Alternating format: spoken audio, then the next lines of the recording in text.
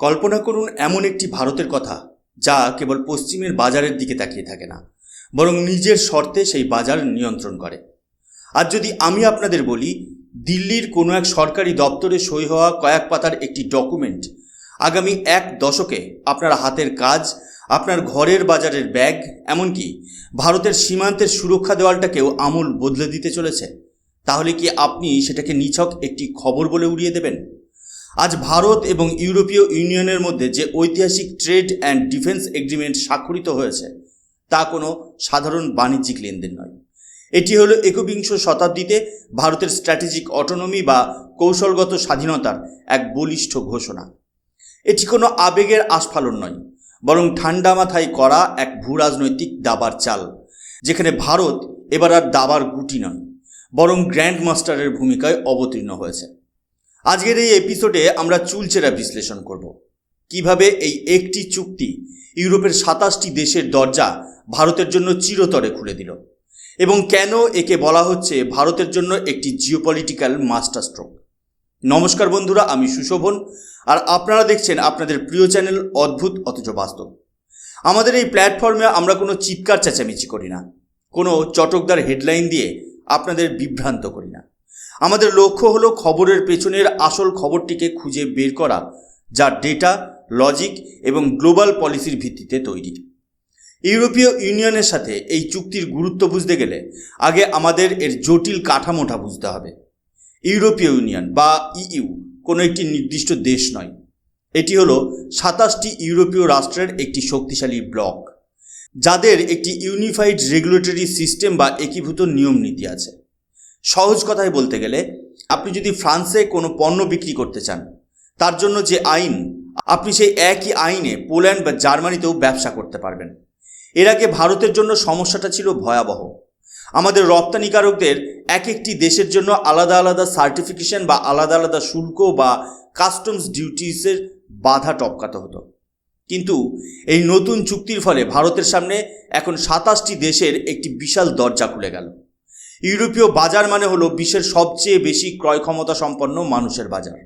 এই বাজারে প্রবেশাধিকার পাওয়া মানে হলো ভারতের রপ্তানি বা এক্সপোর্ট বাণিজ্যে এক অভাবনীয় জোয়ার আসা।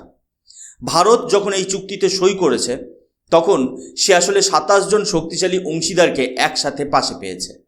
এটি ভারতের ফরেন পলিসির জন্য এক বিশাল জয়, কারণ এর আগে ইউরোপীয়রা ভারতকে কেবল একটি বাজার হিসেবে দেখত, কিন্তু আজ তারা ভারতকে একটি গ্লোবাল ইকোনমিক পার্টনার হিসেবে স্বীকৃতি দিচ্ছে।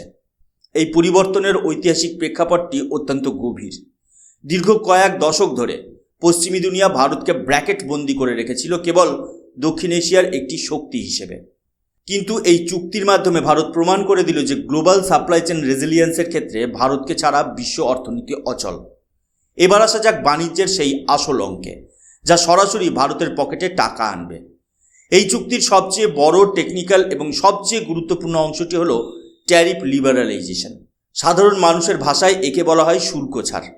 একটি উদাহরণ দিয়ে বোঝাই, ধরুন ভারতের তৈরি একটি চমৎকার সুতির জামা যখন ইউরোপের বাজারে পৌঁছাতো, তখন তার উপর এত বেশি ট্যাক্স চাপানো হতো যে চীনের তৈরি সস্তা জামার সাথে প্রতিযোগিতায় ভারত পিছিয়ে পড়ত।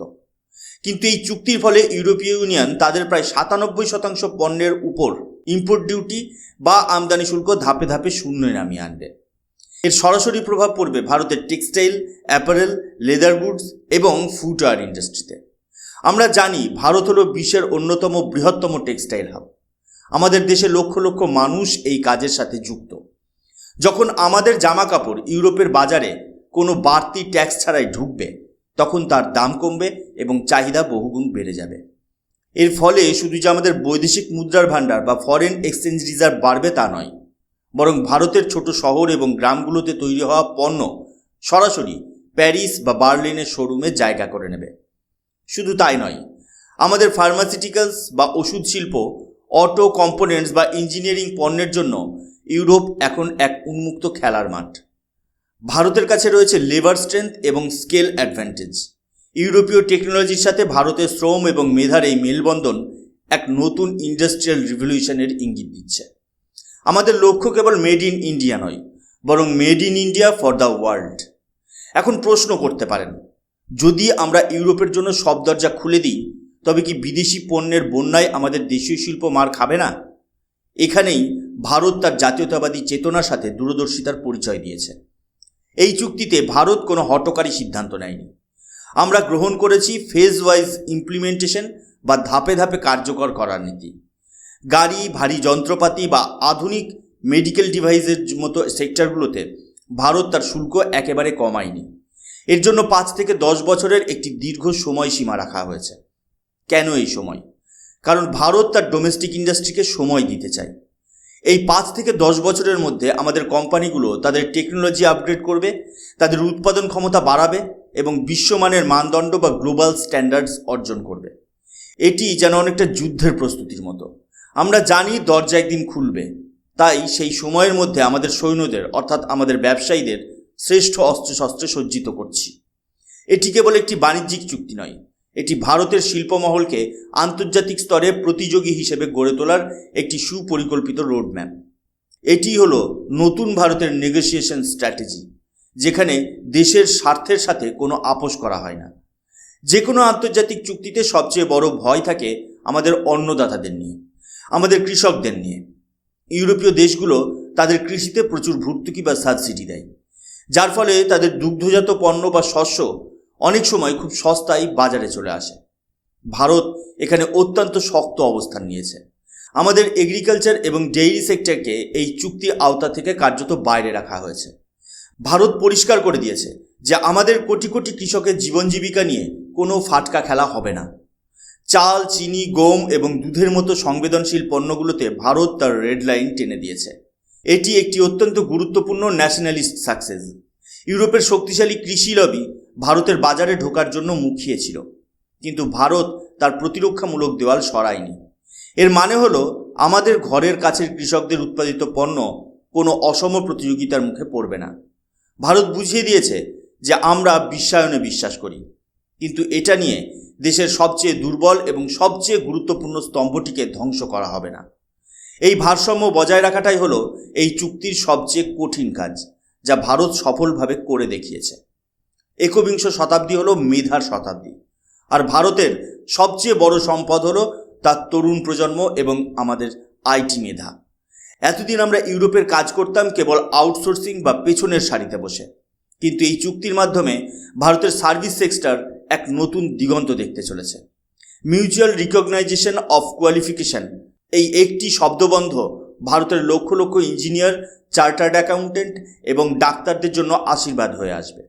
এর মানে হলো ভারতের ডিগ্রি এবং সার্টিফিকেশন এখন ইউরোপীয় দেশগুলোতে অনেক বেশি সহজে স্বীকৃত হবে। আমাদের প্রফেশনালসরা এখন শুধু দূর থেকে সার্ভিস দেবে না, বরং তারা উচ্চ মূল্যের কনসাল্টিং এবং প্রফেশনাল রোলসে ইউরোপের মূল ভূখণ্ডে গিয়ে কাজ করতে পারবে। এটি ভারতের জন্য এক বিশাল রেভিনিউ জেনারেটর হতে চলেছে। আমরা শুধু শ্রম রপ্তানি করছি না, আমরা মেধা এবং বুদ্ধিভিত্তিক সম্পদ রপ্তানি করছি। এটি ভারতের সফট পাওয়ারকে এক নতুন উচ্চতায় নিয়ে যাবে। যখন একজন ভারতীয় বিশেষজ্ঞ জার্মানির কোনো বড় প্রজেক্ট লিড করবে, তখন সেটা শুধু একজনের সাফল্য নয়, সেটা ভারতের শিক্ষা ব্যবস্থা এবং ভারতের সক্ষমতার বিজয়। বর্তমান বিশ্বে ডেটা হলো নতুন তেল, আর ইউরোপীয় ইউনিয়নের জেনারেল ডেটা প্রোটেকশন রেগুলেশন হলো বিশ্বের সবচেয়ে কঠোর আইন। ভারত এই চুক্তিতে একটি অত্যন্ত গুরুত্বপূর্ণ ফ্রেমওয়ার্ক তৈরি করেছে। আমরা আমাদের ডেটা সভারেন্টি বা তথ্যের সার্বভৌমত্ব বজায় রেখেও ইউরোপের সাথে ডিজিটাল বাণিজ্য বা ডিজিটাল ট্রেডে যুক্ত হতে পারব। এর ফলে আমাদের ফিনটেক এবং ডিজিটাল প্ল্যাটফর্মগুলো ইউরোপীয় ক্লায়েন্টদের সাথে কাজ করার সময় কম আইনি জটিলতার মুখে পড়বে। ভারত আজ নিজের ডেটা প্রোটেকশন আইন তৈরি করছে এবং ইউরোপের সাথে এই সমঝোতা আমাদের ডিজিটাল ইকোনমিকে এক সুরক্ষিত ভিত্তি দেবে। আমরা চাই না আমাদের নাগরিকদের তথ্য বিদেশের সার্ভারে অরক্ষিত থাকুক। আবার আমরা এটাও চাই না যে ডিজিটাল বাণিজ্যের দরজা বন্ধ হয়ে যাক। এই চুক্তির মাধ্যমে ভারত সেই সরু পথে হাঁটতে পেরেছে, যা একই সাথে প্রগতিশীল এবং সুরক্ষিত। এটি আমাদের দেশের ডিজিটাল স্টার্টআপ ইকোসিস্টেমের জন্য একটি গেম চেঞ্জার হিসেবে প্রমাণিত হবে। এই চুক্তির একটি অত্যন্ত গুরুত্বপূর্ণ স্তম্ভ হলো ইনভেস্টমেন্ট প্রোটেকশন। কেন বিদেশি কোম্পানিগুলো ভারতে বিনিয়োগ করতে ভয় পেত?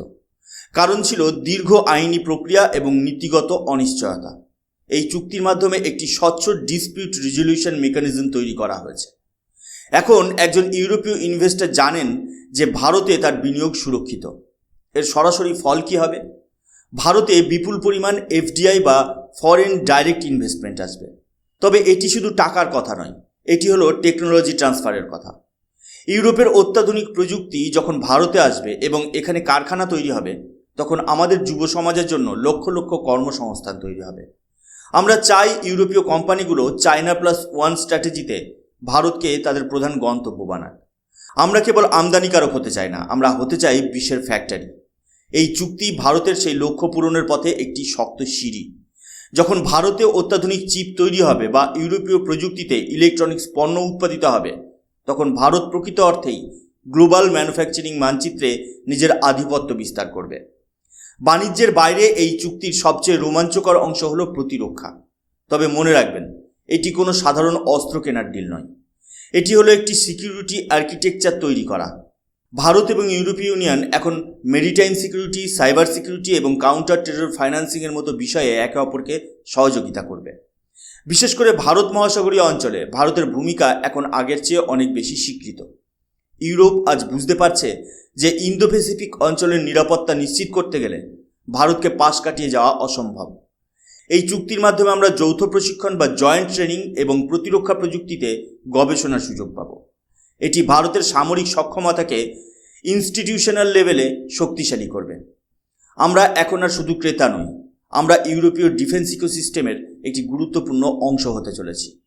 এটি আমাদের ন্যাশনাল সিকিউরিটিকে এক নতুন মাত্রায় নিয়ে যাবে, যেখানে তথ্যের আদান প্রদান এবং প্রযুক্তির ভাগাভাগি আমাদের শত্রুদের বিরুদ্ধে এক অভেদ্য দেওয়াল তৈরি করবে। ভারতের প্রতিরক্ষা প্রযুক্তি এখন আর কেবল কেনা অস্ত্রের উপর নির্ভরশীল নয়, বরং তা আন্তর্জাতিক স্তরে তৈরি হওয়া শক্তিশালী জোটের উপর দাঁড়িয়ে। তবে মুদ্রার উল্টোপিঠও আমাদের দেখতে হবে। এই চুক্তি আমাদের জন্য যেমন সুযোগ এনেছে, তেমনই এনেছে কঠোর চ্যালেঞ্জ। ইউরোপীয় ইউনিয়নের মানদণ্ড বা কমপ্লায়েন্স স্ট্যান্ডার্ড অত্যন্ত কড়া। আমাদের ছোট এবং মাঝারি শিল্প বা এমএসএমইগুলোকে এখন তাদের পণ্যের গুণমান আন্তর্জাতিক স্তরে নিয়ে যেতে হবে।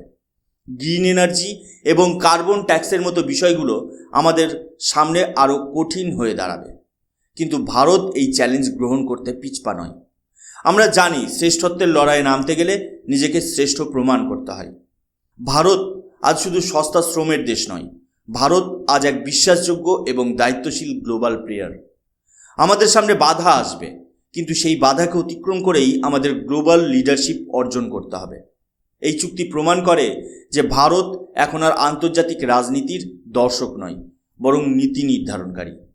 আমরা আমাদের বাজার দিচ্ছি, কিন্তু বদলে নিচ্ছি প্রযুক্তি, সম্মান এবং দীর্ঘমেয়াদী অংশীদারিত্ব। ভারত এবং ইউরোপীয় ইউনিয়নের এই comprehensive trade and defence agreement কোনো সাময়িক ঘটনা নয়, এটি আগামী 50 বছরের ভারতের জয়যাত্রার এক নীল নকশা। এটি আমাদের শেখায় কিভাবে নিজের মর্যাদা অক্ষুণ্ণ রেখে বিশ্বমঞ্চে মাথা উঁচু করে দাঁড়াতে হয়। আজ যখন আমরা আত্মনির্ভর ভারতের কথা বলি, তখন এই ধরনের চুক্তিগুলোই সেই স্বপ্নকে বাস্তবে রূপ দেয়। এটি কোনো আবেগের গল্প নয়, এটি ঠান্ডা মাথায় নেওয়া এক অর্থনৈতিক সিদ্ধান্ত, যা আমাদের ভবিষ্যৎ প্রজন্মকে একটি সমৃদ্ধ এবং সুরক্ষিত ভারত উপহার দেবে। আমি সুশোভন। আজকের এই বিশ্লেষণ যদি আপনাদের ভালো লেগে থাকে এবং আপনি যদি মনে করেন যে এই তথ্যগুলো প্রতিটি ভারতীয়র জানা উচিত, তবে ভিডিওটি শেয়ার করুন। ভারতের এই উত্থান কেবল একটি দেশের উত্থান নয়, এটি বিশ্বের 1/5 মানুষের মর্যাদার লড়াই। আপনারা যারা শেষ পর্যন্ত শুনলেন, তারা বুঝলেন এই চুক্তি কেবল একটুকু কাগজে সই হওয়া কিছু লাইন নয়, এটি ভারতের নতুন ভাগ্যের লিখন। জয় হিন্দ, বন্দে মাতরম, ভারত মাতা কি জয়।